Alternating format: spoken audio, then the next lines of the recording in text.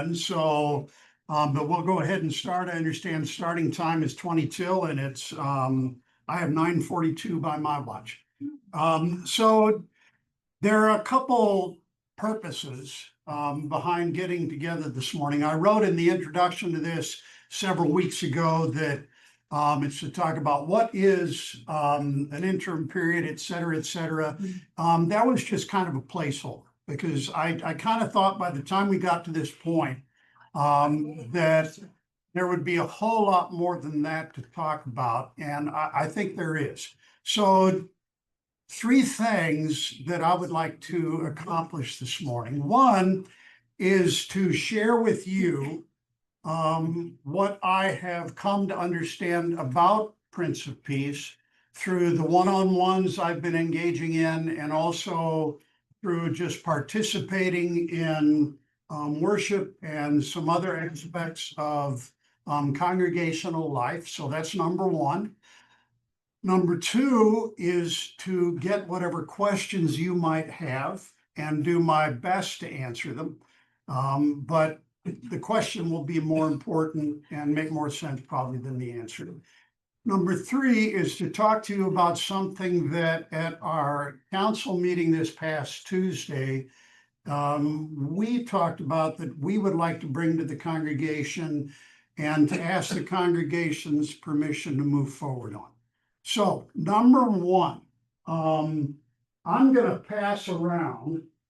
I've done to date 48 one-on-ones, and I've heard a lot of interesting things, and I'm going to pass around. No, I mean that in a good way, not like an interesting haircut. I mean it in a good way. So if you could look first at this. This is the front page. It's not specified, but this is the front page. And we'll take a look at that, and then we'll look at the back.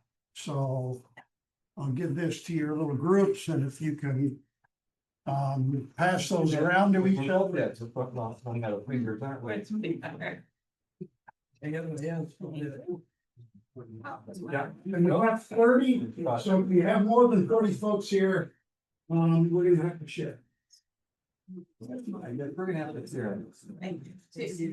And I haven't figured out how many there are. I have to take off both my shoes and use someone's hands, so we're not there yet.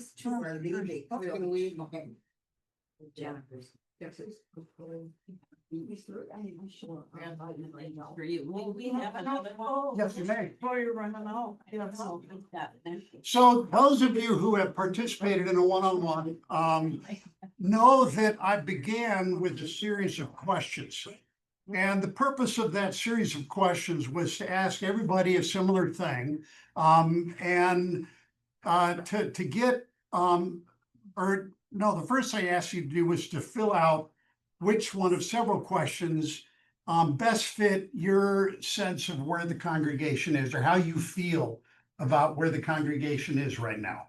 And the reason behind doing that is to take what's called the emotional temperature of the congregation. And this is the series of questions that, you know, you were to put a check mark next to. And if the emotional temperature or the anxiety level is high in a congregation, it's very difficult to do any good work because people can't hear, they can't hear what others are saying, they can't really effectively even talk about what they're feeling or thinking, and we certainly can't listen to God in the process. If the anxiety level is medium, still kind of a risky thing. You can do some good work, but it still is a challenge. If the anxiety level is low, then that means people are open to hearing from each other, open to hearing from God, and even willing to level some self-assessments that are risky. And if you look at the bottom numbers here, numbers 1 through 3 would have been high anxiety. 4% of the one-on-ones answered that their anxiety was high. The middle grouping, answers 4 through 6 would have been, yeah, I'm kind of medium with anxiety. 16% gave that answer. 80% said, yeah, whatever. Although not, yeah, whatever. And I even told a few folks that I expected, since we're Lutheran and Minnesotan, that no one would put a check mark on the last one, because we just don't do that, but several did. So that part was quite surprising to me. The good news is that we're ready, I think, to go to work. So my first question of you is, does that match, is what I heard what you think? Does that match what you're feeling right now in the congregation? Yeah. That people are saying, yeah, whatever. But that we're ready to listen, to hear, to respond, and to plan, yeah? Okay, now if you will turn over to the back page. Again, I mentioned the specific questions that I asked and that people gave answers to. And I'd like to ask you to take just a few moments to look through these. And I'll note that the answers that I give here are not the singular answers that I heard, but each answer was, in every case, something that I heard from at least 5 people. So I put together not the singular answers, but the answers on which there was some kind of unanimity. So if you could just read through all those. Steve, do you have an extra one here? I do. Let me see.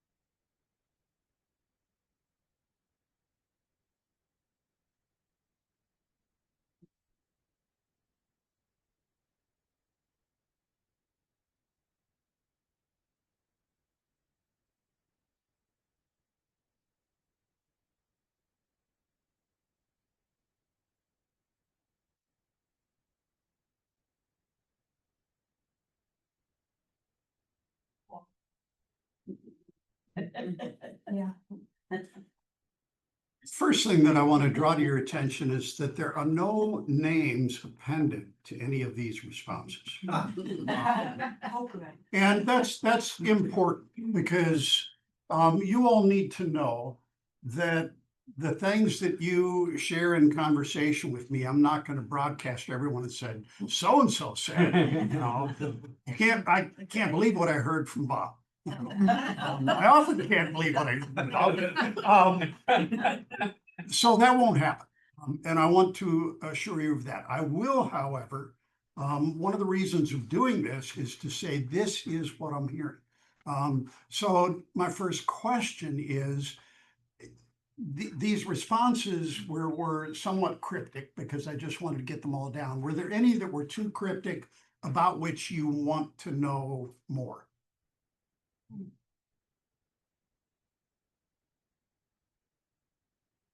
I have a question about the healing one, not alone, healing that hasn't necessarily been acknowledged. And where are we? And under two, concern during incident. Under two. Concern during inner time. That we might move too quickly, not allow healing that hasn't necessarily been acknowledged needs to take place. That mostly was related to some responses I got concerning the process leading to the decision to do the sacred settlement. There's still some stuff bubbling around with that. So what that, and it, again, it wasn't one person, it wasn't two or three. It's not so much saying, I still think we shouldn't do that, we ought to get rid of it, but more, there are still some things that we think we need to take seriously about how they felt the process was done. And I think really was also about how they want for things to be done going forward. And feeding into that is, if you look down at 4A, communication, not just informing, but involving. As leaders, sometimes when we talk about communication, what we mean is clearly stating specifics about decisions made as broadly as possible. Sometimes when I talk, and this isn't just here at Prince of Peace, this is in 35 years as a pastor, and it took me a long time to understand this. What congregants often mean by communication is being deeply involved in the process, being involved in the conversation that ended up with a decision. So there's a bit of a disconnect between people's definition of communication, from leadership to what I might call membership. And I think that's what that was a part of too. Any other? Yeah. Number 5A. Probably it's, we were labeled in the newspaper as the aging. I saw that. Yeah. Because we've been members here maybe only 3 years. I wonder how long has been considered an aging congregation. And concern about how many surrounding Lutheran ELCA congregations are aging congregations. I can address the latter, but I can't address the former. You all have been as old as you are since I was here in We started discussing it 20 years ago, Okay. when I was considered an in-betweener. I joined the congregation in 1973. The whole congregation had 2 people over 65. And they're here now. They are not here now.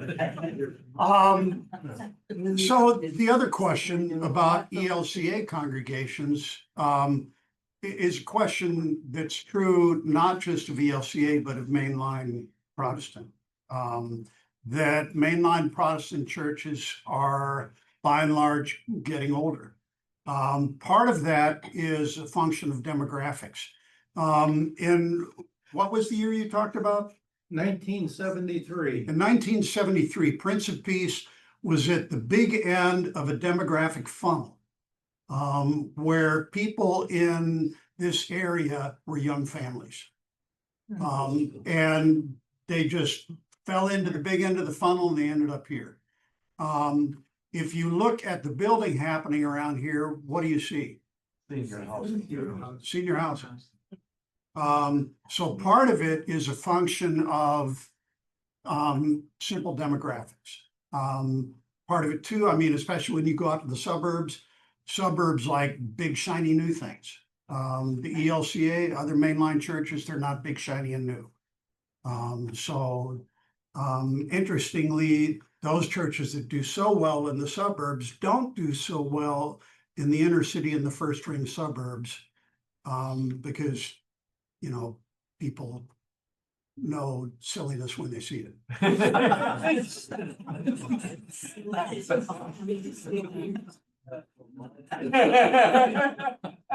On two, when you, I'm not sure what it's referring to, move too quickly on hiring a new pastor, or did you mention the moving to increase the settle? Great question. First, I'll address, we don't hire pastors. We call pastors. And yes, that's not a pot shot. It's just, I hear that language. And it's unfortunate language. When we hire, people are hired to be fired. A pastor is called, it's like a marital relationship. You know, there's give and take in both directions. We don't have, you know, one group that is trying to figure out, you know, whether or when to fire this person. So pastors are called, not hired. The other question, say it again, Maisie. Well, I'm wondering what it refers to, moving too quickly, not allowing healing. Are you talking about calling a pastor or the moving to more tiny homes? Yes. Yes. And I would not, I think maybe moving too quickly could better have been worded by having a more engaging process. Maybe than moving too quickly. Because, and here's the other reality, that you can seek to engage people. And then people can choose not to join in the conversation. And then after the fact, they, you know, complain about not having been included. That's simply gonna happen. But I still don't understand which. It is both, it is both. They don't want us to move too quickly to call a new pastor because if you do that, you end up, and that's typically something that happens in an anxious community. As I said, this does not feel like an anxious community.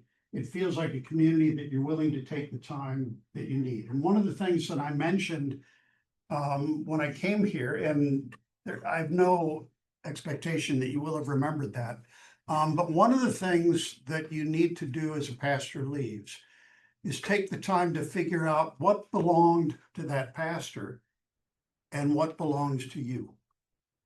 And what I mean by that is that as a community, you can't just carry forward something that really properly was Peter's.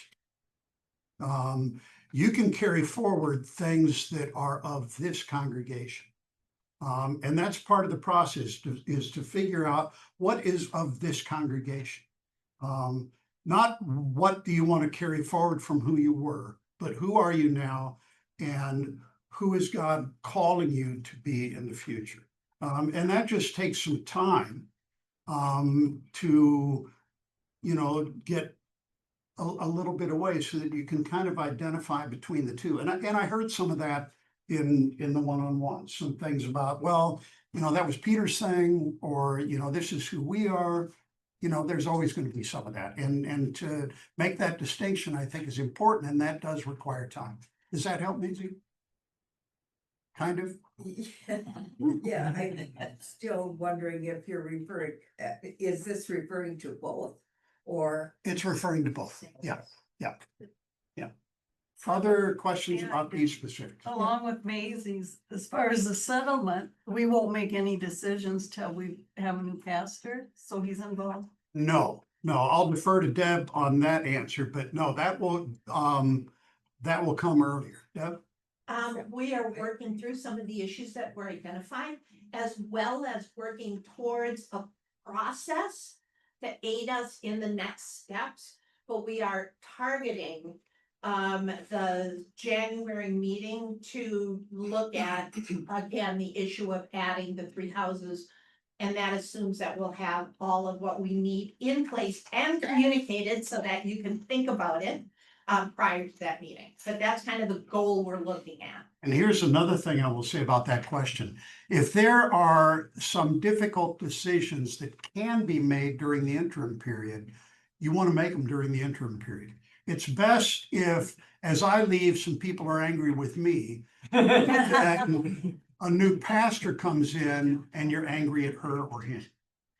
So there are some things that you want to make a part of this process, you know, that should happen now. Because you want to be able to receive in a new pastor, and not immediately be disappointed by big decisions that they're making. Can I put in one other thing? Yep. The October community dinner is gonna be hosted by council, and we are gonna talk a little bit about what's the current status, so look forward to that. Lunch. Not good. Doesn't it make sense to decide about increasing the Senate after a pastor is chosen, or is If it the makes thought sense. that it should be done before? And then choose a pastor on the basis of if he accepts or if she accepts. This, I don't know, it just. Well, one seems of like it the, should come yeah, out. I hear you. One of the confusing things about that is that it's difficult to ask someone whether they accept something specific, apart from having any experience with it. Yeah. What you can do, I think, well, is have a congregation state. And I'm gonna say, this is who we are. I'm not talking about that particular thing. I'm talking in general. You can have a congregation state, this is who we are, this is what we do, and then interview. Looking for a pastor who supports those generalities, but I think it's harder if you're talking about. I mean, this is unique. And when I got here, I did not understand it as well as I did. I mean, for me, a light bulb went off about week 3, week 4 when I was here. When I came here, and I'll tell you what the light bulb was. When I came here, I thought that the sacred settlement was about, quote, dealing with the homeless issue. And frankly, I thought, well, that's an interesting way to deal with, quote, the homeless issue, but it doesn't seem very effective because it's only a few folks. About week 3 or week 4, I thought it's bigger than that. It's different from that. It's about redefining and expanding our sense of community for the congregation. Because if your community is wider and includes the homeless, I mean, anyone can put a house over someone's head, can put a roof over their head. Government, anyone can do it. They cannot, however, include them in community. Someone can't be a part of a community and have you be willing for them not to have a roof over their heads. And then the goal is to bring other congregations into this, so that they have that same understanding. So it does deal with, quote, the homeless issue, but it deals with it in kind of a circuitous way by encouraging us to differently understand and expand our sense of community to match Jesus' parable of the Good Samaritan. You know, where you don't start with those who are near and dear. You start with the periphery and then you move in.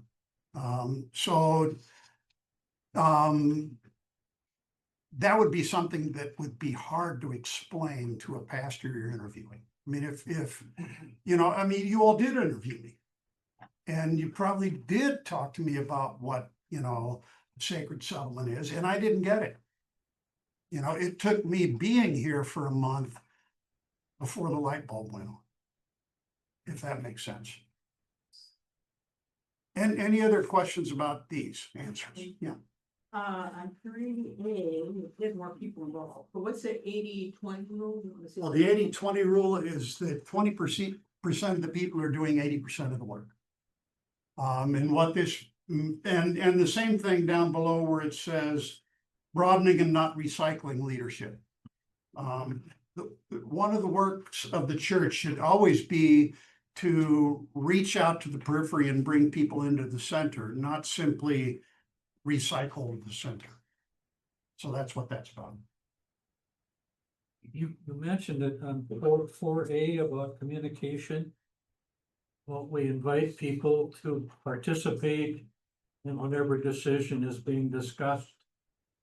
And they don't show up and after the fact complain that they weren't part of it. Yep. I don't know how you deal with that. Well, you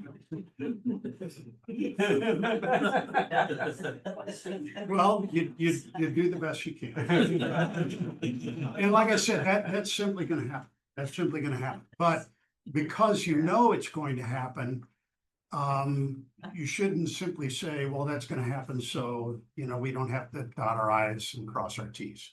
You have to figure out how can we do better, always. And I want to, are we done with this to move on? Okay, first I want to call your attention to number 1 and number 6. And number 1, when I asked that question, people answered immediately, right? Oh, well, we're this, we're this, we're this, we're this. And the great majority of the answers had to do with community. Some used even that word. Some used other words that fit within community. But then when I got down to number 6, I said, so if you were to talk to friends of yours in the congregation, and if you were to ask them, and this isn't about the wording on the website or what's printed in the bulletin, if you were to ask them, what is the vision or mission of Prince of Peace, what would they say? I got a long pause. I don't know. Some said, well, sacred settlement. And others said, well, outreach, social justice. But the great majority were long pause, I don't know, and something indistinct. The interesting thing for me about this is that number 1 and number 6 are very similar questions. Number 1 is, who are you instinctively? And number 6 is, who are you proactively? Who are you intentionally? So instinctively, you all know who you are, right? My sense is that you're about community. Is that right, do you think?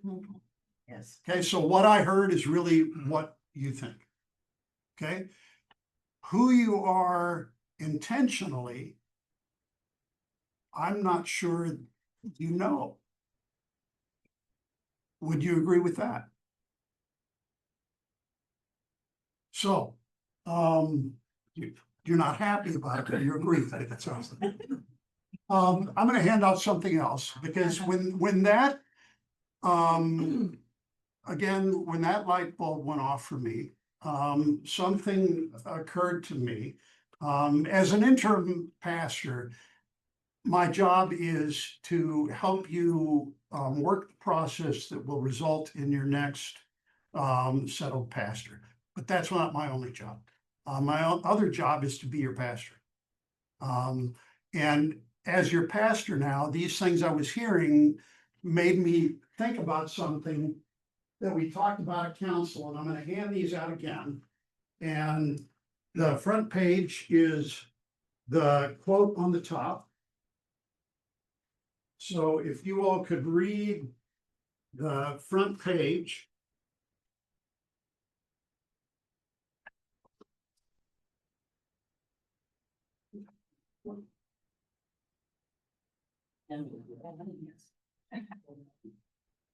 Yeah, we might be a few short, but not.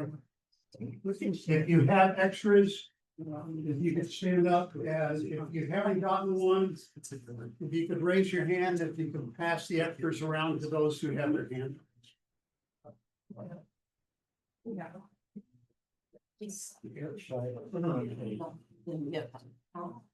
I have one. You live in extra? Okay, so if you could read this front page. Which is the front? The front is the one with the quote on the top. Okay. So if you could read the front page, the one with the quote on the top, and when you're done, maybe put it down in your lap and look up so I know you're done. First, this is the first quote, right? No, First, read the the entire whole- first page. Yeah, read the entire first page.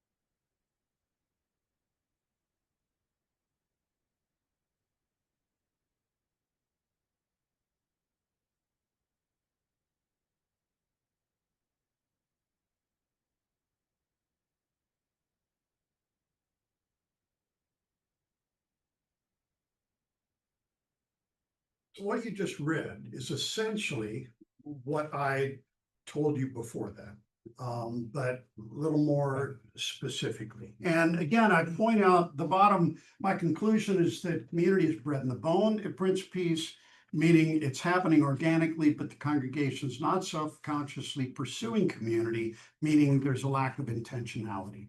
I don't say that to make you feel bad. Okay, not at all. If I thought, you know, this congregation, there's no hope that they will intentionally be who they are, you know, I'll just, you know, ride out my time with them and hope they get a pastor that, you know, that will be able to do whatever. So that's not my intention. My intention is to say,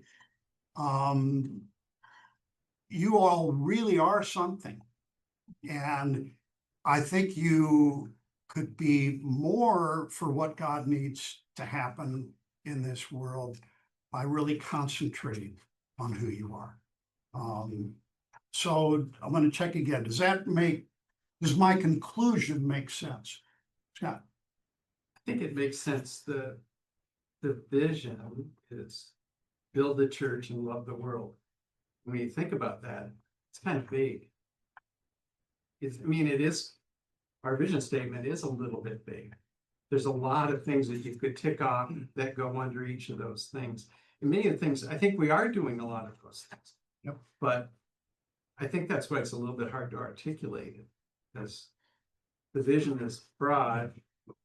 What are we doing there to make that vision happen? And some of the things that are there are in the first answer, so. Yeah, yeah. Did everybody hear what Scott? He said, our vision, which is build the church and love the world, is vague. And it's difficult. I mean, the things that we are doing as a congregation, yeah, they fit in that, but it's kind of hard to talk about specifically because it's such a large vision.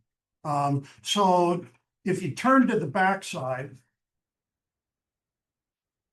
and I'm going to read this through rather than have you do it. I believe that a conscious and intentional pursuit of community has the potential to do at least three things. One, help members have a clear understanding of what it means to live as a follower of Christ. Two, allow members to be coherently invitational to friends, neighbors, coworkers, etc., who might be frustrated by American individualism and are looking for a place to belong. Number three, be attractive to persons in the area who are looking for a church community to be a part of. And some might say that 2 and 3 are the same, but number 2, I'm saying what we are able to say to friends, coworkers as an individual, And number three means who we are as a community so that people will hear about who we are and be attracted by that, not by necessarily a personal invitation. And I'm proposing a process for pursuing community. A feeling of community often just happens, but actual community needs attention and construction. Below are three steps that I believe can form the backbone of that attention and construction. Number one, define what is community. Biblically speaking, and in our context, what does community mean? Right?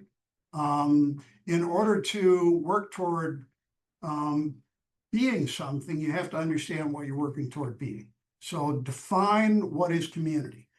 And you may think, well, that's silly. I know what community is. But I guarantee if you were to get a group of folks together and ask them, what are the markers of community that are specific enough that we can work on them? It would be a long conversation, should be a long conversation. And then after you define what community is, then you ask, how do we equip our members? What teachings, tools, trainings do we use to pursue our definition or our understanding of community? And then number three would be, how do we hold ourselves accountable? How do we encourage that, right? How do we, through pairings, small groups, congregation as a whole, how do we encourage ourselves on an ongoing basis to pursue our definition of community? So do those three things make sense? To define, to equip, and to encourage. Okay, so my proposal that I talked to council about is that the transition team, which is the team that's put together to do the things having to do with ending up calling a pastor, that they would be responsible for fleshing out the above. And I think, Deb, it might have been you who asked, well, are there resources, are there consultants that we can bring in to do this? And I'm going to give you all the answer that I gave her, and that is, in this congregation, there is no need to do that. This is a bright, well-informed, creative congregation that can do the work of defining what community means, that can figure out how we would go about equipping our members to pursue community, and lay out a process for how, on an ongoing basis, we would encourage our members and the congregation as a whole to pursue that understanding of community. There are some churches where you'd have to bring folks in from the outside. That's not needed here. That's a lot of stuff. Before I move on, I want to just ask for any questions or reflections.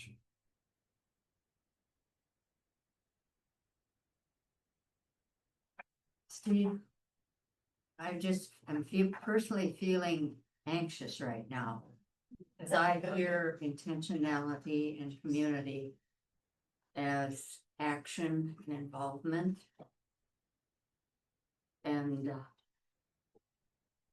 honestly, I don't know how much I want to be, how many things I want to spread myself to.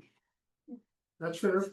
Yeah, that's fair. And we'll all be faced with the same questions and making the same decisions. Yeah, I mean, no one is going to force anyone. If that's what community means. Can you repeat what she said? She said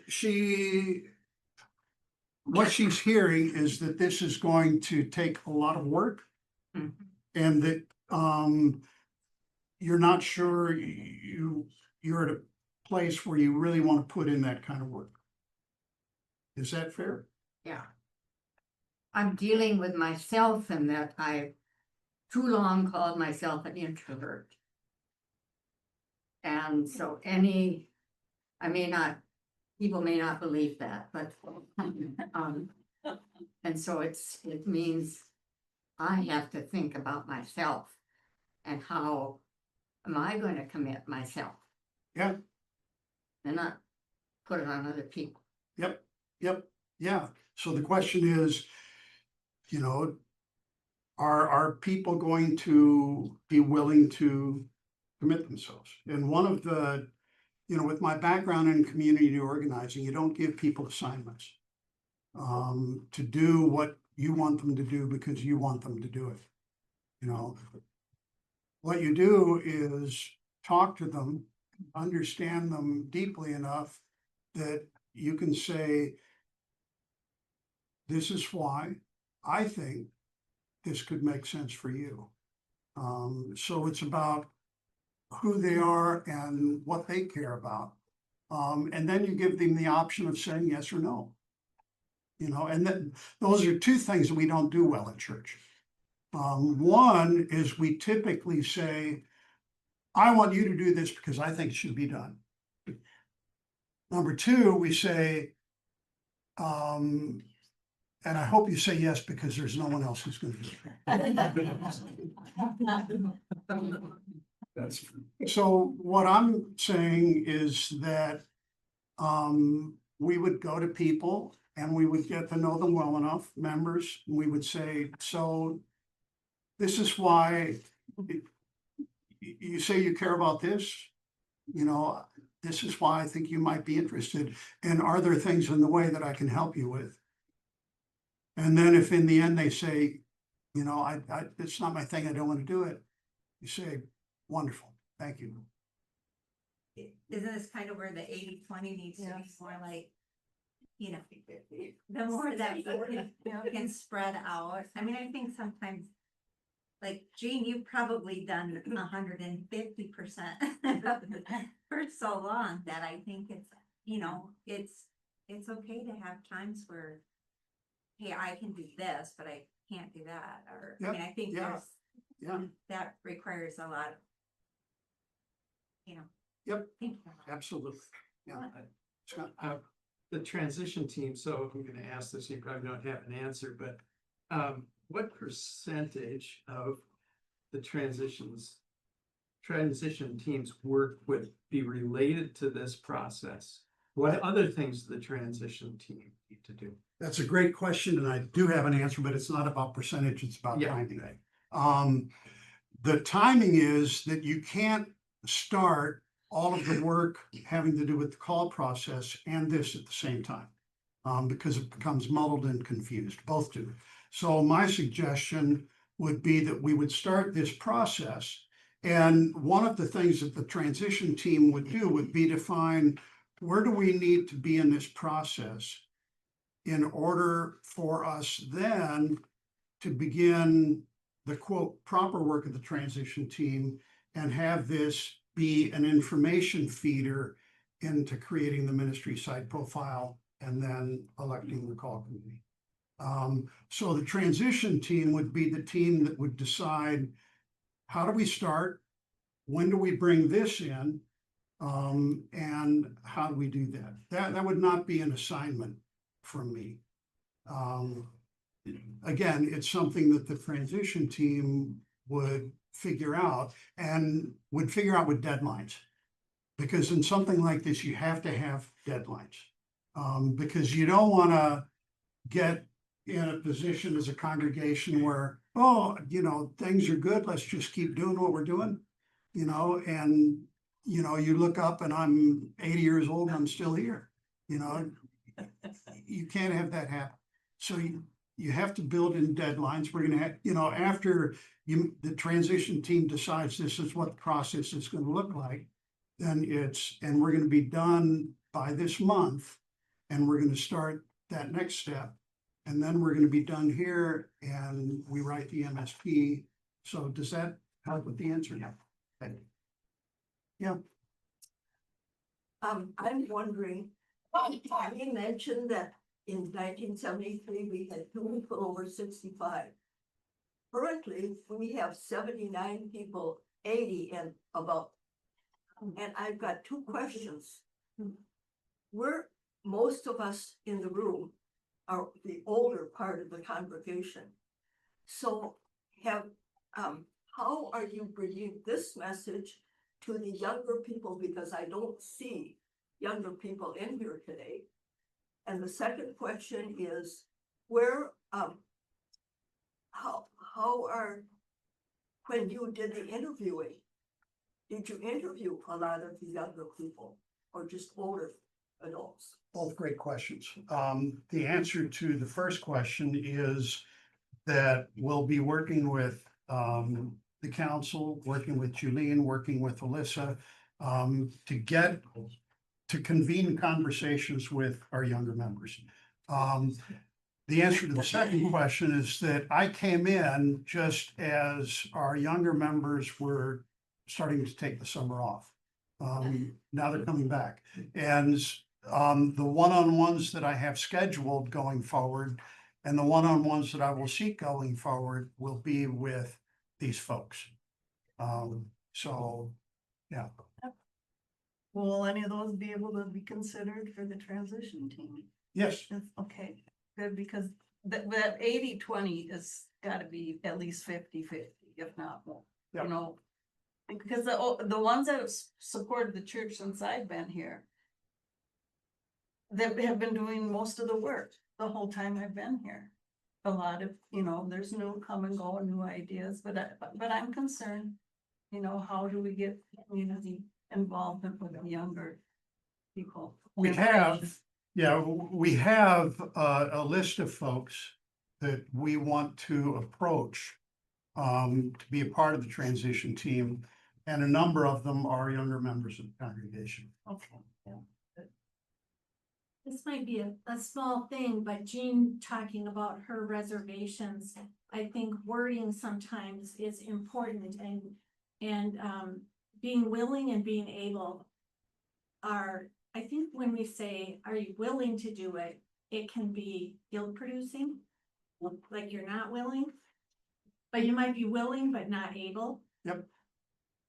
And that's why I said one of the components of, and this is going to be a funny word to some of you, but it's the word that we use in community organizing. One of the components of a proposition is to lay out to someone what you're asking them to do. And then you ask them, what would be your obstacles that I can help you with in doing that? So it's about ability.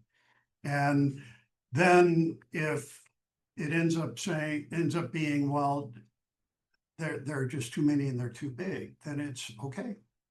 I mean, seriously, one of the things the church needs to get better at is saying,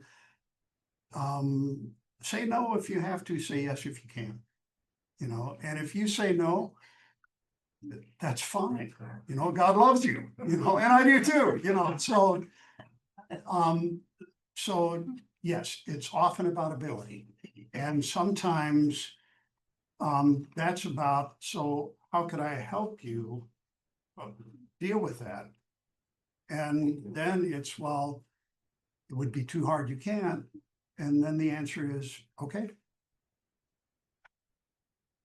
Does that make sense? That's the hard part for individuals, is to hear the yes or the no answer, because there's something inside that we're struggling with ourselves. Yep. Yeah, and that's why it takes a real conversation, not just coming up to someone in the hallway and saying, oh, can you make a commitment for the next 10 years? Yeah, it takes time. It does happen. It should. Yeah. I've had a lot of time to consider this because I've seen it for a while, and I will tell you, my first reaction was being scared that we weren't up to it. The more I thought about it, the more I started to listen into the silence. I am so excited about this because I know we could do it as long as we have the right folk involved, and that they know they're not alone in that process. Whoever that transition team may be, council is going to support them we're going to support them. So for me, I had almost a 180-degree flip from the first time I read it to now.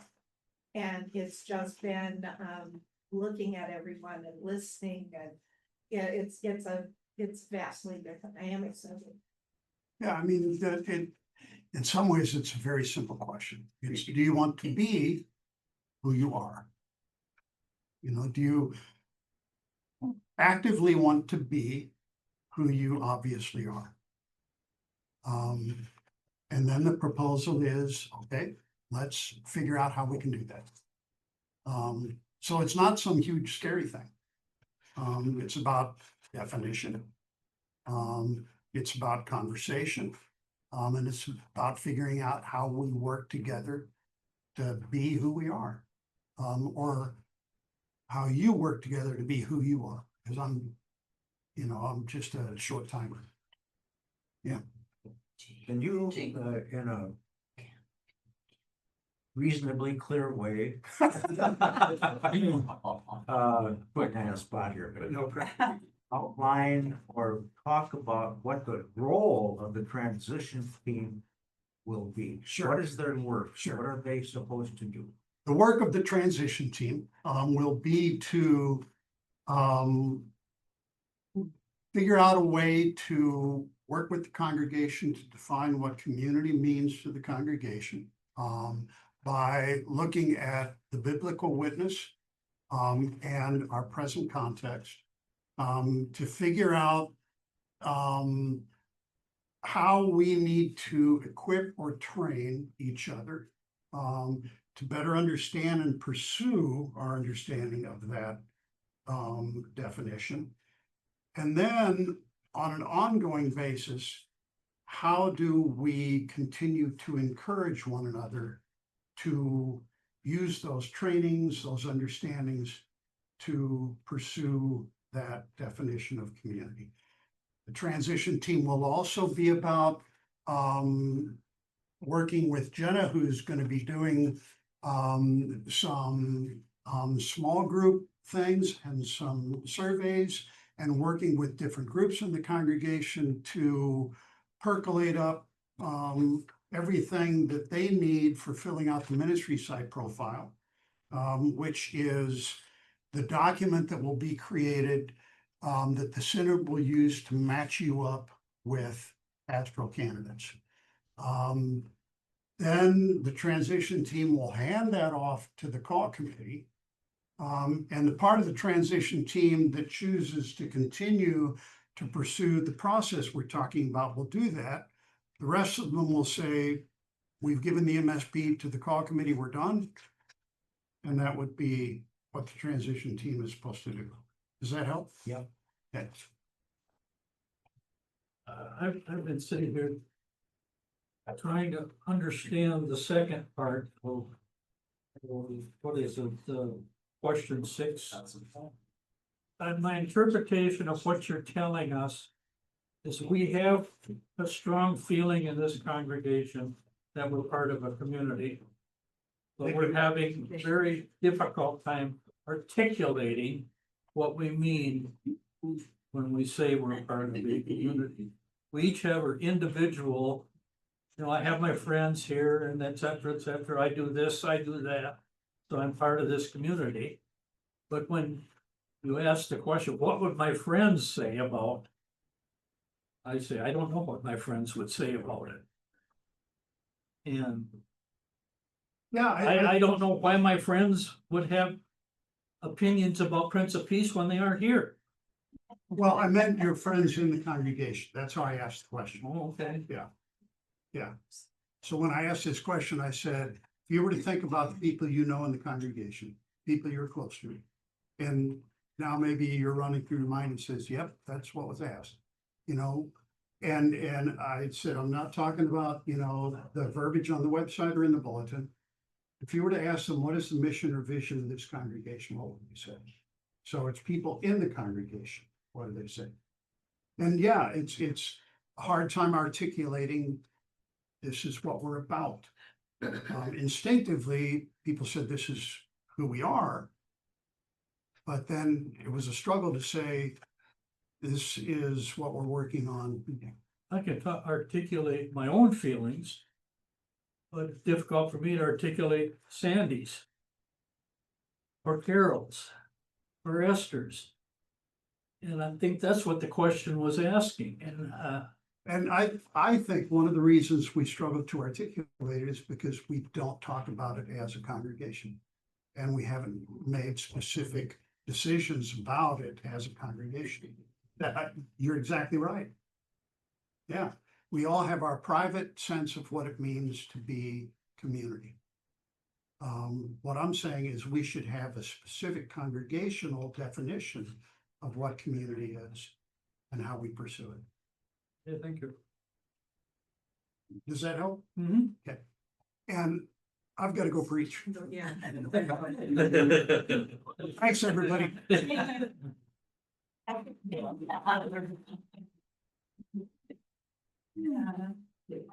Why is that?